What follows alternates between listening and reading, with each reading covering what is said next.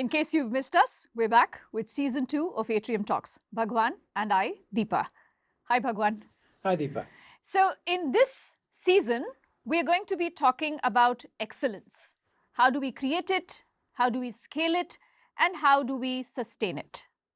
And Bhagwan, we're not going to be talking about excellence in amorphous terms, right? We're going to be getting into the specifics of providing actionable insights and prescriptions that both individuals and organizations can use to better themselves and scale themselves along an excellence trajectory. Indeed. Okay, so let's talk the excellence talk then by first defining this amorphous term.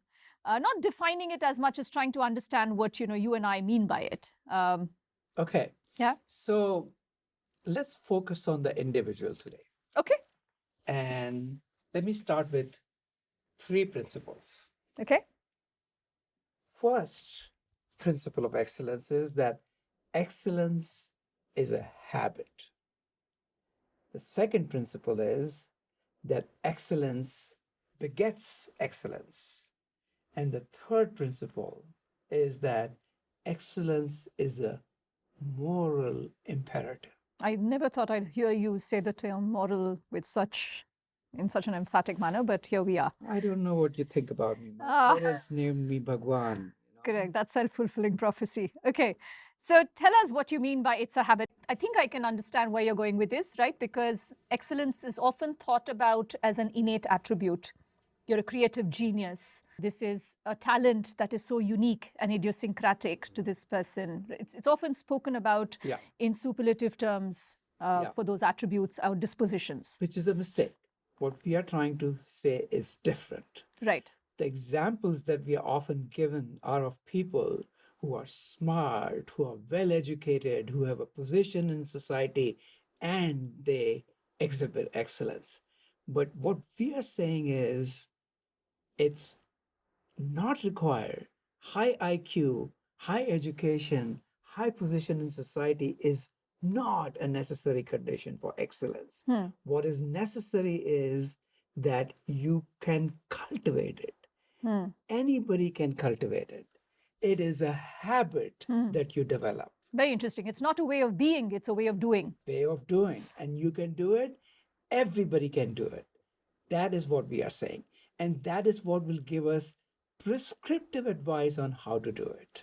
Okay. So tell me a little bit more about this in terms of, I know you said you cultivate. So what are you cultivating? Habits? What kinds of habits? What are we talking about here? So there's this great book by James Clear called Atomic Habits. It's on Amazon. You can check that it is 5-star reviews from over 70,000 viewers. So what he's talking about is that you can do it step by step, a small step at a time. And when you keep doing it, this becomes a part of you.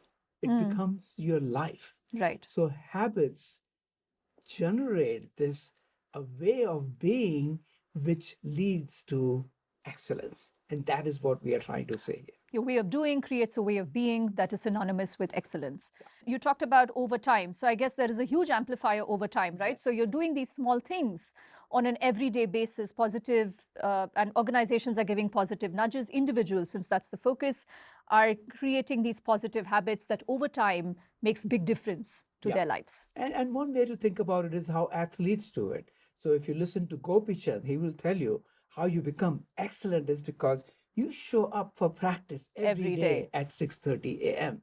And this is the part you don't see when people win in Olympics and other places. You don't see how much this habit cultivation went on. This sounds like such an individual construct, but your second point is on excellence begets excellence. So I'm curious about when you inculcate this way of doing, what's the impact and how does that impact extend beyond you?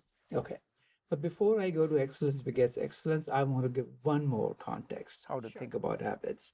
And that takes me to Bhagavad Gita. This is rare. Bhagwan rarely. Okay, sure. Bhagwan rarely talks about Gita. Bhagwan. Very good. Now, in Bhagavad Gita, when they talk about Nishkam Karma, Right. that's the same idea. Right. It's a very powerful It's concept. really a habit idea.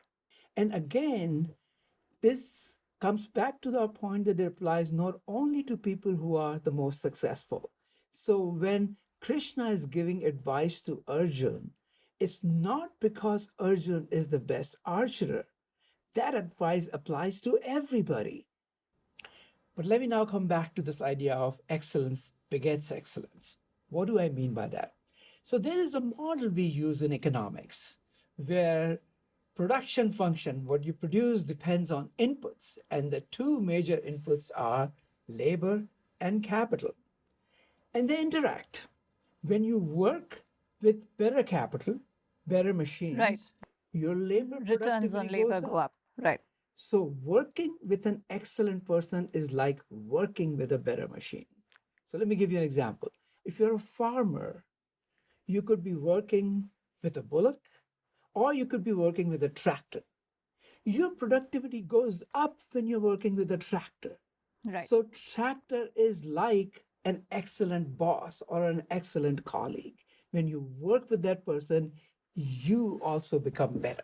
So, that's what we mean by excellence begets excellence. Right. So you, in addition to the habits, one of the habits is to seek excellent people and to be around them and work with them. Absolutely. There are peer effects, and we have seen lots of evidence that these peer effects are indeed very important. In fact, that's one of the advices I give to my MBA students when they decide which job to take. Sure. I say, find out a boss from whom you're going to learn. Yeah. If your boss is excellent, you are more likely to become Yeah. excellent as well. Yeah.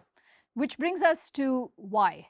Why should we do this? I know you said Nishkam Karm, but can we talk a little bit about what motivates people to seek excellence?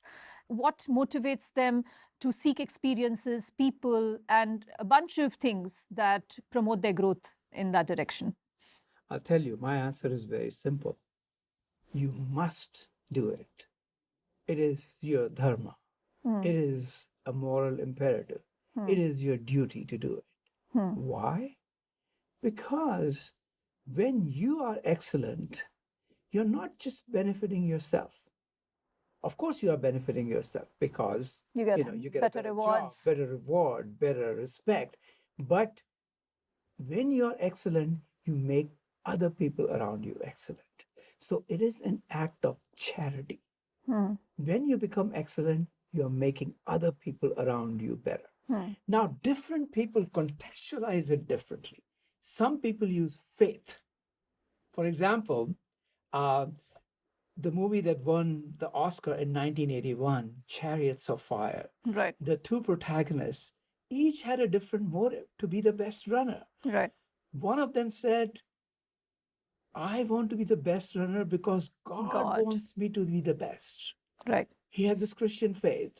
The second one said, I want my communities of Jewish faith. He wanted his community to get the respect. And that's why he was becoming Right. better. But I, being Bhagwan, I'm an atheist. That's only fair. So I require a different motivation. My motivation is community. Sure. What do I mean by community? I need to be excellent because when I'm excellent, other people around me will benefit. And the community you're embedded in becomes it is excellent. An act of charity. Got I must do it not for myself, but for other people around me. I love this because, it also explains why there are so many smart, ambitious people out there who are less productive and satisfied than they should or could be. Very Because, disenchanted, yeah. correct, because I guess they are in some sense so caught up. Excellence is a self-image. And so they're so caught up with preserving that image that they are unable to seek out experiences which test them or learn from them because these experiences are risky. Right. Yeah. And therefore, they avoid them, they avoid self growth, and they avoid excellence in the manner that you're defining it, which is to be beyond yourself. Yeah. So I think that is the principle. You seek excellence because this is something beyond you. It is beyond you, whether it is God or is it community or is it other people you benefit. That's why you must pursue excellence. Sure. And it also has implications, therefore, for the journey you choose, right? Because now you can be vulnerable, you can seek help, you can believe that wherever you are can change, and you don't have a myopic view of either life in terms of time or, yourself. It extends beyond you, and it only gets better with time. It changes with time. Thank you, Bhagwan. Thank you, Deepa.